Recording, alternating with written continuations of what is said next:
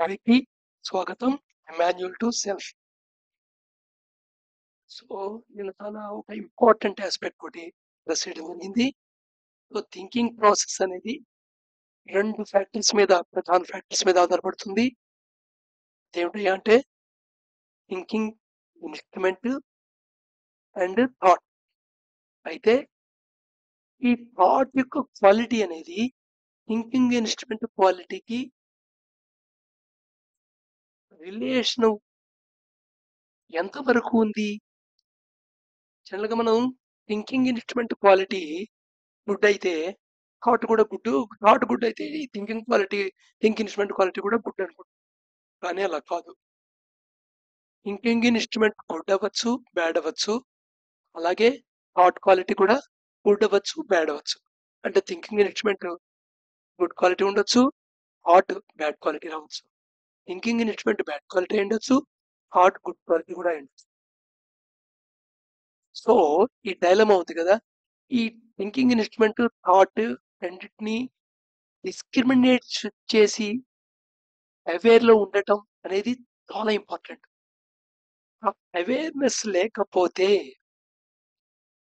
General గా యోగాలో ఏదో ఒక చిన్న పాత్రని పట్టుకొని, ఒక చిన్న ఫ్రాక్షన్ ప్రాసెస్ ని పట్టుకొని, లేదా ఏ సెట్ ఆఫ్ ప్రాక్టీసెస్ పట్టుకొని వాటికి వేలాడుతూ ఏదో అయిపోతుంది అనుకొని కొన్నాళ్ళు ప్రాక్టీస్ చేసి సాధన చేసి ఫైనల్ గా ఒక రకమైన ఫ్రస్ట్రేషన్ లోకి రీచ్ అవుతారు.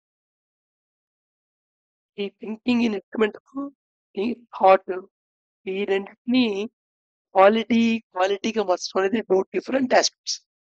థింకింగ్ ఇన్స్ట్రుమెంట్ ని నువ్వు క్వాలిటీ రైజ్ చేసుకోవాలి. ఇది మనం ప్రాక్టీసెస్ ద్వారా చేయాల్సిందే. అలాగే థాట్ ని కాదు చేయాల్సింది. థాట్ థింకింగ్ ఇన్స్ట్రుమెంట్ వల్ల ఏర్పడుతుంది. దాని ఒక రకమైన దాని యొక్క నెప్యులస్ ప్యాటర్న్ ఏర్పడుతుంది. ఒక దాన్ని ఏమంటారు,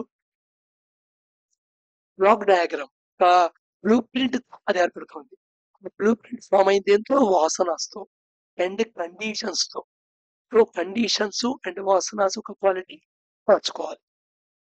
సో వీటి క్వాలిటీస్ రెక్టిఫై చేసుకుంటే థింకింగ్ ఇన్స్ట్రుమెంట్ క్వాలిటీ అవుతుంది, థాట్ కూడా క్వాలిటీ అవుతుంది. అంతేగాని ఇది బాగుండిపోతే అది అయిపోతుంది, ఇది బాగుంటే అది బాగున్నట్టు ఇలాంటి కంక్లూజన్స్ లేవు.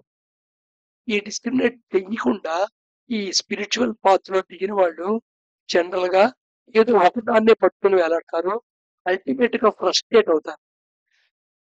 చాలా మంది ఏం చేస్తారంటే స్పిరిచువల్ పాత్ మధ్య వదిలేస్తూ ఉంటారు. అది డిస్పరేట్ స్టేటస్ అనమాట.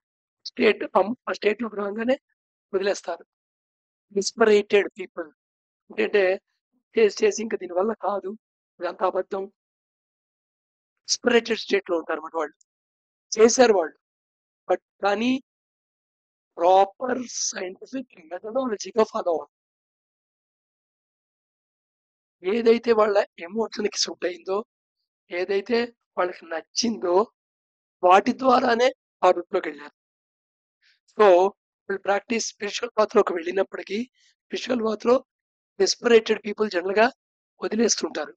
వాళ్ళకి స్పిరిచువల్ పాత్కి అసలు వెళ్దాం అనుకోవటం అనేదే ఎన్నో లక్షల్లో ఎవరికో ఒకళ్ళకి వస్తుంటుంది.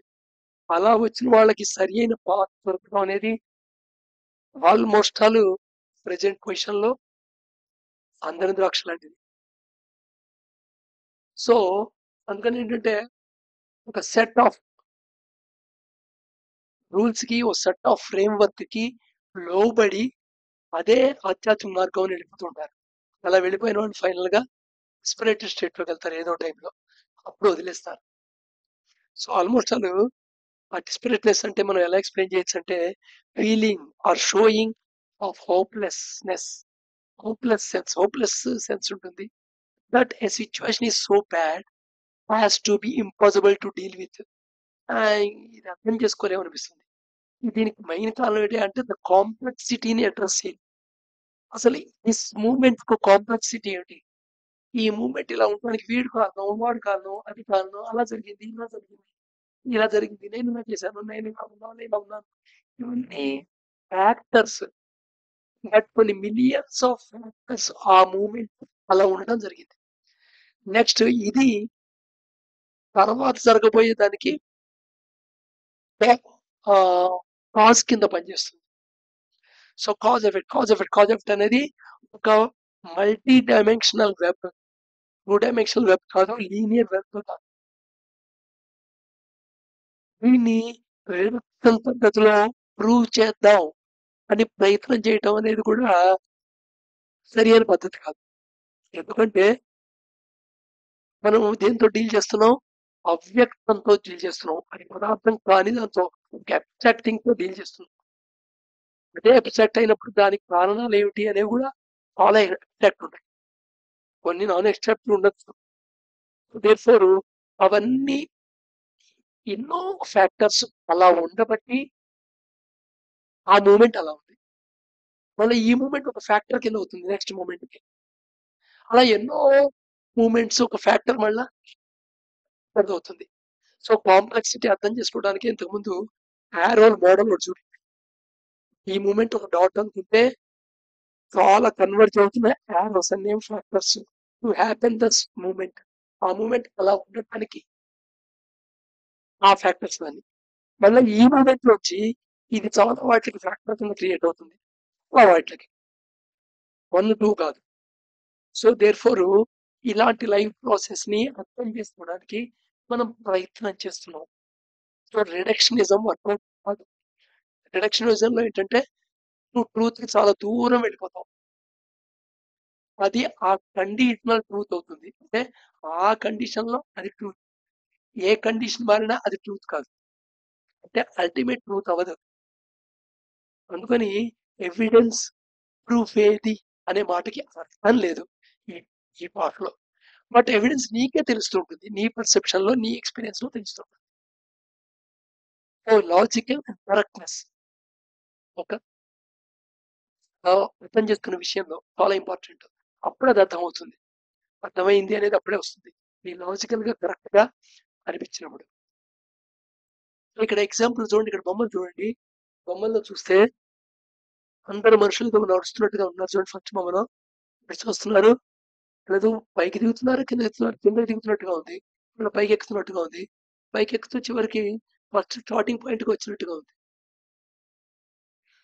నిజంగా ఇలాంటి జర్నీ ఉందనుకోండి, అంటే ఒక లెబరెంత్ లో బాగా ఫజిల్ ఉంది, ఏదో అయింది చేశాను వచ్చేసాను ఇచ్చేసాను వచ్చేసాను అనుకున్నాం, కానీ నీ కండిషన్ అదే కండిషన్ వచ్చి లైఫ్ ఇలాంటి సైకిల్లోకి వెళ్ళకూడదు.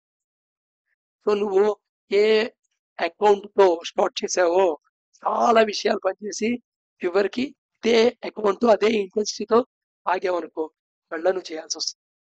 ఇదేంటంటే ఏదో చదివావు, తప్పావు, ఫెయిల్ అయ్యావు కాబట్టి మళ్ళీ చేసావు కాదు. సైంటిఫిక్ అండ్ కరెక్ట్ మెథడ్స్ ని ఫాలో కాకపోతే డిస్పరేట్ పీపుల్ లోకి వెళ్ళిపోతాం, డిస్పరేట్ మోడ్ లోకి వెళ్ళిపోతాం. ఇప్పుడు ఈ స్పిరిచువల్ పనే కాదు, ఏ పనైనా వదిలేస్తాం. నువ్వు చేయవలసిన పని చేయవలసిన టైంలో చేయవలసిన మ్యాగ్నిట్యూడ్ లో చేయవలసిన ఫ్యాక్టర్స్ లో చేయమనుకో, ఆ ఇంటెన్సిటీ లేదనుకో, చేస్తుంటావు, వర్క్ చేస్తుంటావు, మళ్ళీ మొదటికి వస్తుంటుంది. తెల్లగా అందరికీ లైఫ్ అలా కనబడుతుంటుంది. చేస్తాడు, చదువుకుంటాడు, ఉద్యోగం సంపాదిస్తాడు, పెళ్లి చేసుకుంటాడు, పిల్లలు పడతాడు, వాళ్ళ సంసారాలు వెలుస్తాడు, ఇల్లు కట్టుకుంటాడు, వాళ్ళ కొన్ని సంపాదిస్తాడు, కొన్ని కోల్పోతాడు. కానీ మానసికంగా స్టేట్ మటుకు పోయేప్పటికీ డిస్పరేట్ స్టేట్ లో ఉంటాడు. పోయే ముందు హోప్లెస్ సెన్స్ లో ఉంటాడు. ఇంపాసిబుల్ టు డీల్ విత్ అనే పొజిషన్ స్టేట్ లోకి వచ్చి ఆ డిస్పరేటెడ్నెస్ లో ప్రాణం అనిపిస్తుంది. ఇది ఇంతే, ఈ ర్యాండమ్నెస్ వరల్డ్ ఇది ఇంతే అనుకుంటే ఇంక మనం అసలు దీని గురించి స్టడీ చేయాల్సిన అవసరం లేదు. కానీ కాదు, దీని కాంప్లెక్సిటీని అర్థం చేసుకుంటాను అనుకుంటే ఎందుకు నేను అర్థం చేసుకోవాలి, ఇంతకు ముందు అర్థం చేసుకుని కొంతమంది ఉన్నారు కాబట్టి. సరే పాత ఋషులు, ఆ ఋషులు ఉన్నారా, సప్త ఋషులు ఉన్నారా లేదా అని నేను ఆ పాయింట్లోకి వెళ్ళను. మనకు తెలిసి రామకృష్ణ పరమహంస ఉన్నాడుగా, మనకు తెలిసి వివేకానంద ఉన్నాడు కదా, మనకు తెలిసి రమణ మహర్షి ఉన్నాడు కదా, మనకు తెలిసి ఓషో ఉన్నాడు కదా, మనకు తెలిసి జిగి వాసి ఉన్నాడు కదా, మనకు తెలిసి చాలా మంది ఉన్నారు కదా. గాడ్ ఫాదర్స్ ఇది మ్యాజిక్ చేసేవాళ్ళు, వాళ్ళ మూట, వాళ్ళ సొసైటీ అలా కాదు ఆలోచించేది. ఇక్కడ where something different. their mind and body is working something in differently and different energy level లో నేను ఒప్పుకోగలం కదా. మనకి మన లైఫ్ లో కనబడుతుంది, లిబరెంట్ కనబడుతుంది కదా. సో ఈ థర్డ్ బొమ్మ చూడండి, థర్డ్ బొమ్మ లిబరెంట్ అనమాట. లిబరెంట్ అంటే ఏం లేదు, కావగనుక్కునే ఎక్స్ప్రెషన్స్ ఉంటాయే అలా అనిపిస్తుంది లైఫ్. ఏదో సాధించేస్తున్నాను అనుకున్నట్టుగా కావగనుక్కున్నాను అనుకుంటే వెళ్తుంటాం, వెళ్తుంటాం, దావా అయిపోతుంది, మళ్ళీ అనిపిస్తాం, మళ్ళీ ఇంకో దావ ఇదే దావ అనిపిస్తుంటే మళ్ళీ అలా వెళ్ళిపోతుంది. So therefore in complexity journey, కేవలం ఇలా కాంప్లెక్సిటీకి వెళ్ళడానికి కారణం ఏంటి అంటే కాంప్లెక్సిటీ ఆఫ్ లైఫ్ మీద ముందు అండర్స్టాండింగ్ రావాలి. ఇప్పుడే నువ్వు జస్ట్ ఈ మూమెంట్ ని ఎంజాయ్ చేసి వెళ్ళిపోతుంటావు. సో ఇక్కడ నువ్వు చేయగలిగేది ఏముంది, ఈ మూమెంట్ లో ఉన్న ఎక్స్పీరియన్స్ అవడం, దట్స్ ఆల్. అందుకని ఈ మూమెంట్ లో ఈ క్షణంలో బతుకు అనే మాట కామన్ గా వినబడుతుంటుంది స్పిరిచువల్ పాత్ లో. అది ఎలాగా, థింకింగ్ ఇన్స్ట్రుమెంట్ రెక్టిఫై చేసుకోవాలి, క్వాలిటీని థాట్ క్వాలిటీ రెక్టిఫై అవ్వాలి, ఏదో ఒకటి రెక్టిఫై అయితే అయిపోయేది కాదు. దేర్ ఫోర్ సాధన రిక్వైర్డ్. ఈ సాధన రిక్వైర్డ్ ప్రాసెస్ గురించి మనం మొత్తం మాట్లాడుకుంటున్నాం.